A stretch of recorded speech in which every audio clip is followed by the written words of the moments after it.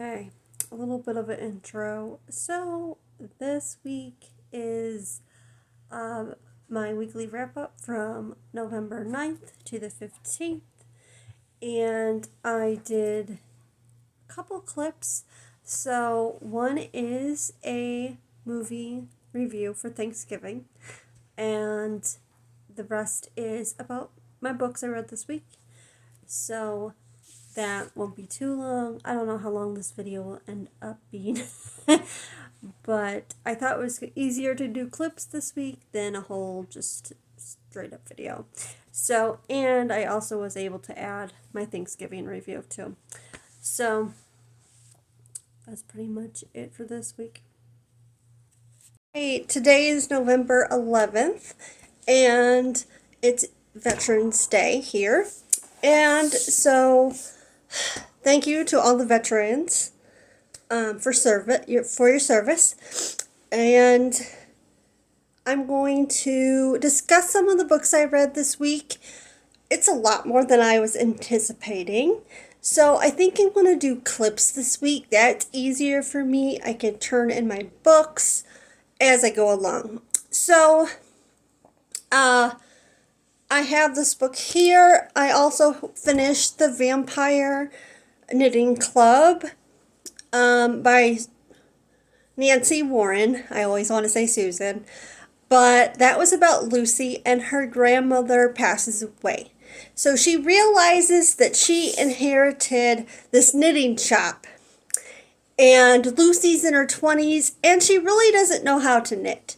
So she was very confused of why her grandma left her the shop and all these different things. She doesn't really want it, but she figures out along the way that this community comes together and they loved the knitting shop and her grandmother, and really wanted to be able to keep the knitting shop around.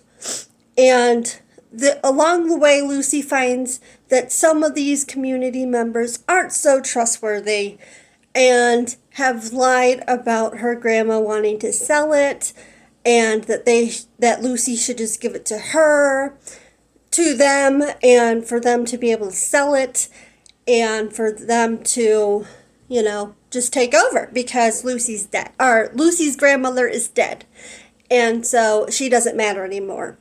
Pretty much. This was so cozy, and I saw it when I participated in the Vampire Readathon that Macy from the Brightside Girl hosted. I saw it on somebody else's TBR, and I'm like, this looks so good. And so I really, really enjoyed it. It was very cozy. It was a paranormal cozy mystery, and that's my first paranormal cozy mystery I've read, but very cozy, very fall vibes, a little bit spooky, nothing too scary. It was interesting how the grandma was involved. Like, she thinks, even though her grandma's dead, she thinks she sees her, and later you find out some things about the grandma. And she finds kind of herself along the way. Today they are mowing, so if you hear mowing, that's going on. I don't know why they're mowing right now. I thought they were done a few weeks ago. But anyway, so you find a lot about the grandma, and she finds, like I said, she finds herself along the way.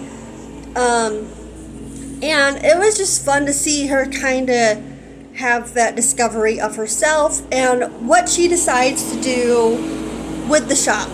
And there was a few comments in here about knitting, obviously, and about like the brioche stitch, and Lucy thought brioche just meant for bread, and that was hilarious. I'm like, nope, that's not that is a knitting stitch. And it made me want a brioche again, because that has been so much fun in the past for me. And so that was kind of funny that she didn't know what that was.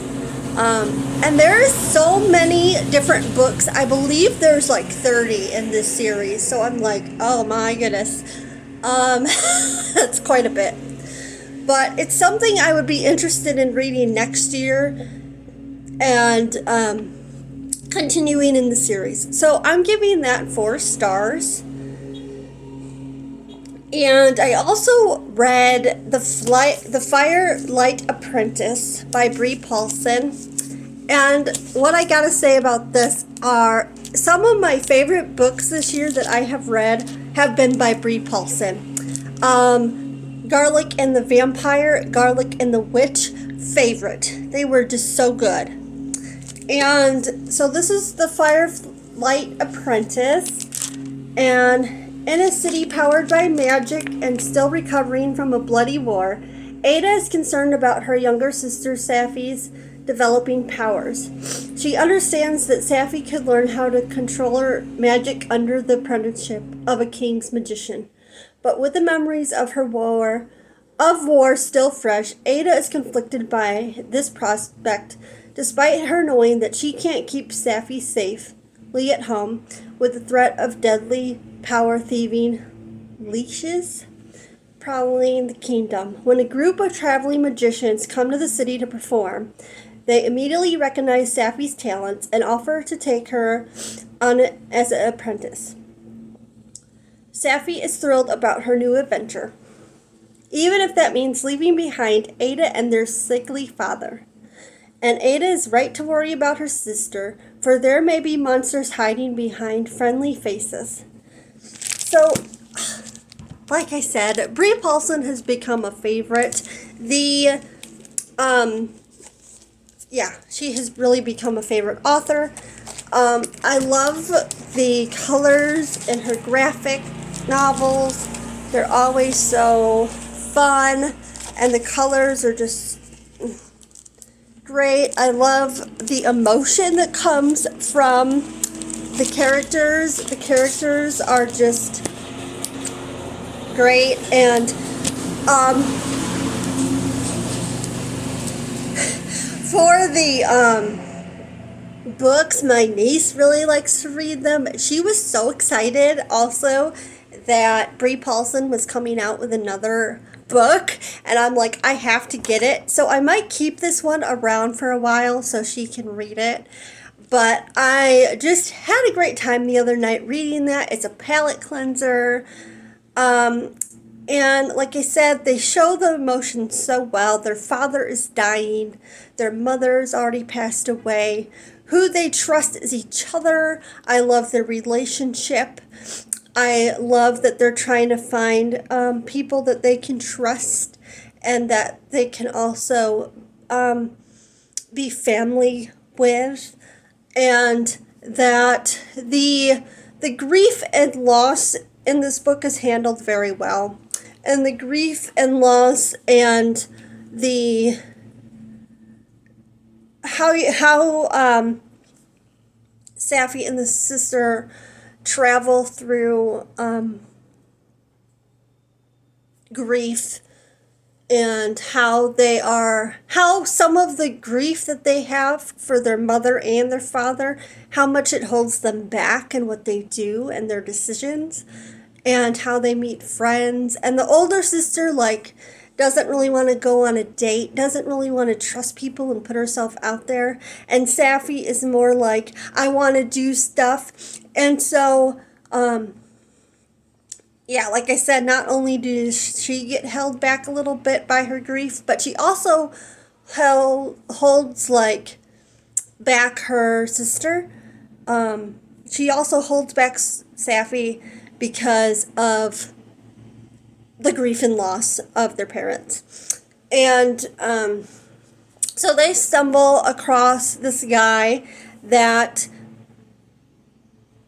helps Safi with her magic, and helps just kind of lead her in her powers, and stepping forward in how her powers and powers along the family have been for years. And you know, a lot of this book is also who you trust and why you trust them. And Safi is a young girl, so like she's just trusting everyone, and sometimes that's not the best thing to do, and it takes them a while to really trust the people in their lives, and trusting the community and those people. And I'd really like her to write more books. I would love to continue in Safi and her sister's story, and I would love Garlic to have more um,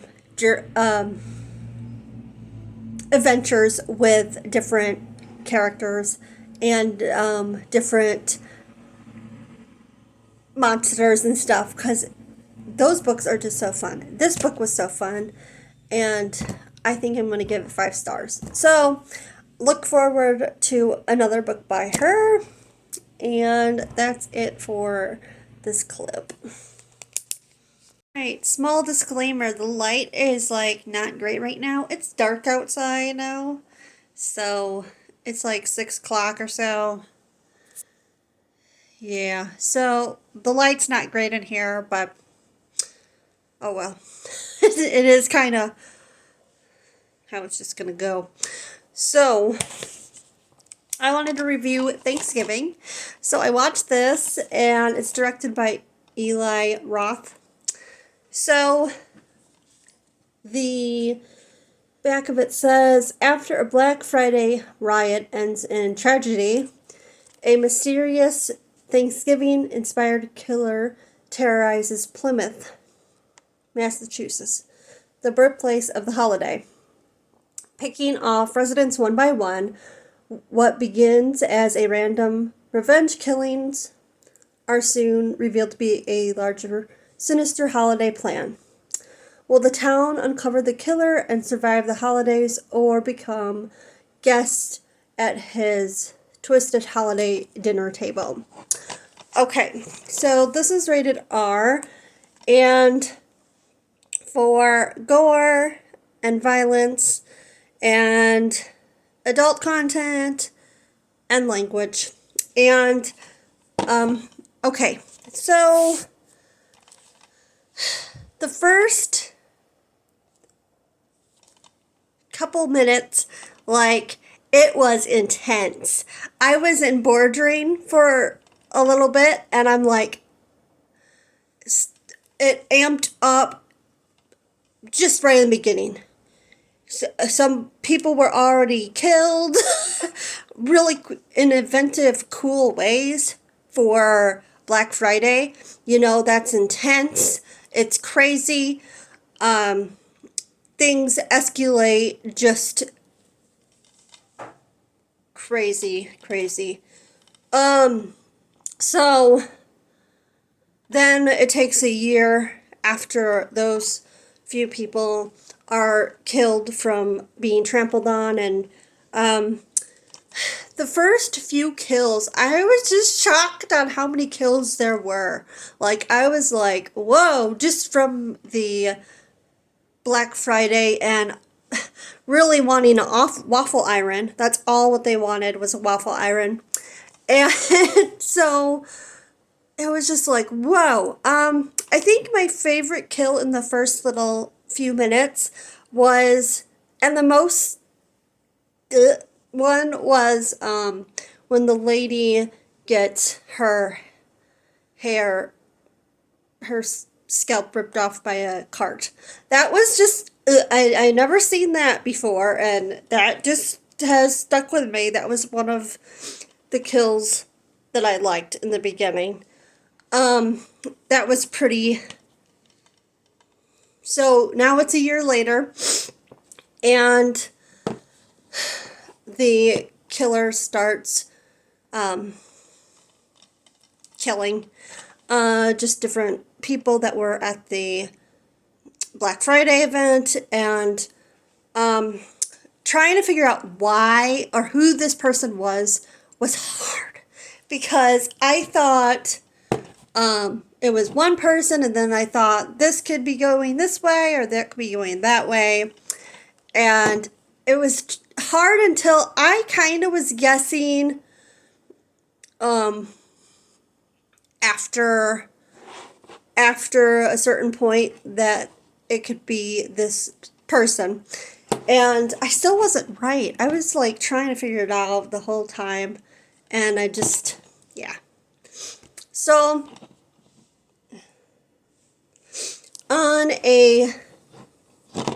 I love that this is a holiday slasher film. And for the kills, some of them were just amazing. And it was a great bloodbath time for me. I had a great time with this. And I just will say I will never think of Thanksgiving dinner the same way ever again. And the one kill, that the cart one that I brought up, but also there was another one where they're at this parade and they're confronting the killer. And the scariest thing is when it takes place at Thanksgiving parade, you know, and then they all have the John Carver mask on and all dressed up as pilgrims. And you're trying to figure out who it is, if it's the right person, and the killer just shocks you and does something else, and then that's how he gets the people that are looking for him and trying to confront him to come to this Thanksgiving dinner. And there is another kill that takes place while the parade is on. And I felt so bad for these little kids. And it's just that one is just gonna stick with me for a really long, long time. Too. And it's no. And, so, yeah, what else was I going to say? So we get to the ending, and the ending was good. There's some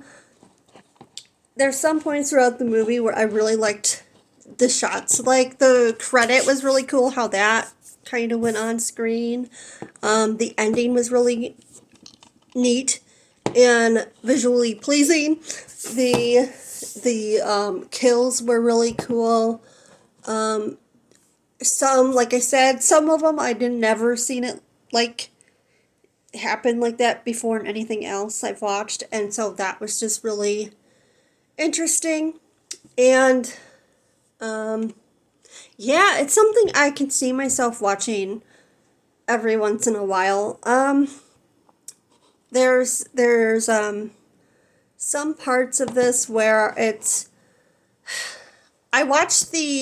after I watched the movie, I watched the bonus features. So, like, they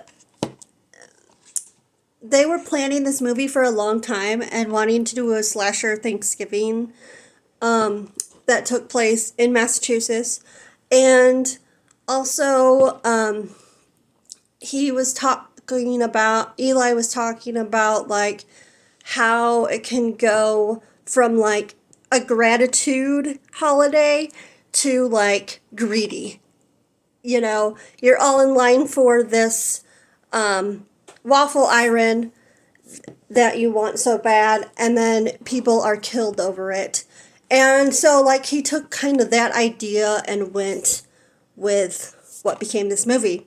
And so that was really interesting concept. So, like, it's almost like backwards. You know, you're greedy, you want that thing, you're in line, people die, you don't care, you go on with your life, and you don't realize all the people that do get hurt in that, and how it affects other people.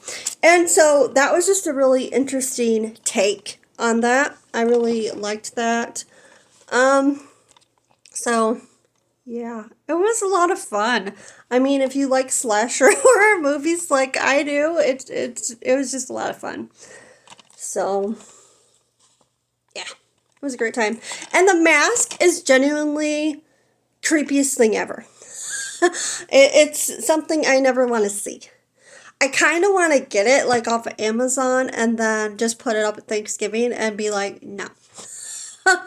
Oh, and some of the kills, like, there was also some of the kills were completely, I was jump scared. You know, I was like, oh my gosh, there he is. It's right in your face. I felt like it was happening to me on some of it. And the other part was some of it, the humor was really dark and hilarious. And so he gets done killing somebody and then goes and pets the cat. Like, I'm like, oh my gosh, this cat is going to be killed, you know? And he reaches down and pets the cat. So it's just like, oh my goodness.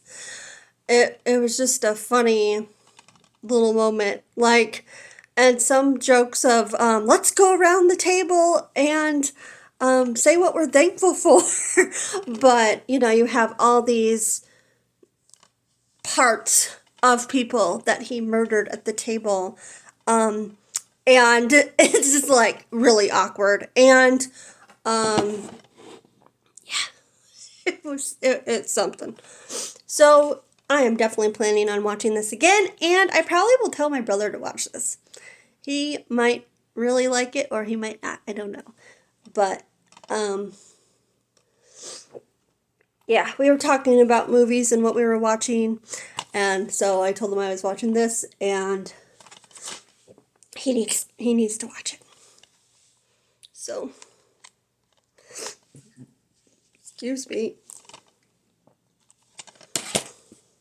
Okay, today is November 14th. It is Thursday. I'm going to get my video ready from this week for tomorrow, and I had a little confusion with myself of when I'm going to post these videos and what dates to start, but I'm starting November 9th to November 15th. I'm still reading Heart-Shaped Box, so I still have like 5 hours left of it. I wish I started a little bit sooner. So far I'm really enjoying it. I'll tell them what it's about, and then kind of my initial thoughts on it. So I am not too far behind, and then next video I will just tell about the end and give a rating. So, okay, Judas is a collector of the, of the Macabre, a cookbook for cannibals, a used hangman's noose, a snuff film, an aging death metal rock god. His taste for the unnatural is a widely known to his legions of fans as the notorious excess of his youth, but nothing he possesses is as unlikely or as dreadful as his latest discovery. An item for sale on the internet, a thing so terribly strange. Jude can't help but reach for his wallet. I will sell my stepfather's ghost to the highest bidder. For $1,000, Jude will become the proud owner of a dead man's suit. Said to be haunted by a restless spirit, he isn't afraid. He has spent a lifetime coping with ghosts of an abusive father, of the lovers he callously abandoned, of the bandmates he betrayed. What's one more? But what UPS delivers to his door in a black heart-shaped box is no imaginary or metaphor. Oh man, the words or metaphorical. There we go. Ghost, no benign conversation piece. It's the real thing. And suddenly the suit's previous owner is everywhere. Behind the bedroom door, seated in Jude's restored vintage Mustang, standing outside his window, staring out from his widescreen TV, waiting with a gleaming razor blade and a chain dangling from one bony hand. I think that's where, yep. So this is Joe Hill's debut novel. It came out in 2007. It was published in 2007, and it has 374 pages. Okay, I have been listening to it on audio, and the audio is fine. The narrator's fine, not a problem. Occasionally, like, it randomly plays music, which I don't really get. I'm just like, what? So I get confused with that music going, and I'm thinking, is it on my phone? Like, why? What is playing? Ad or what is going on? So that's a little confusing to me. And this author seems, yeah, not the author, the narrator. The narrator seems to be a little bit older, and so sometimes I have problems with that. It feels like I'm reading a Stephen King book because, like, I'm associating that Stephen King is, or Joe Hill is Stephen King's father, but, like, the books are so different. Like, they both have a different, similar writing style, but very different at the same time. This book kind of reminds me of, like, Dupik Box. Like, they get this box, they're interested in this box, and then some stuff happens after the box is in their lives. And so I've been really liking it so far. It is explicit in some parts, and so the narrator for me is really strange in how he explains things, and it's just like, it's very awkward at moments of how in detail, like, the intimate scenes are, and so it's just kind of awkward to hear the narrator talk about those things for me. And I don't know, like the Dybbuk box. And I thought of another thing it kind of reminds me of, but I don't remember what that was. But overall, I'm enjoying it. You're finding out some things that I can't really discuss in here, and it's like, oh, but who is, what is really happening with these characters, and how far are they going to go? And I think some of it is having to deal with what decisions you make. Okay, you bought a heart-shaped box. Now these things are going on in your life.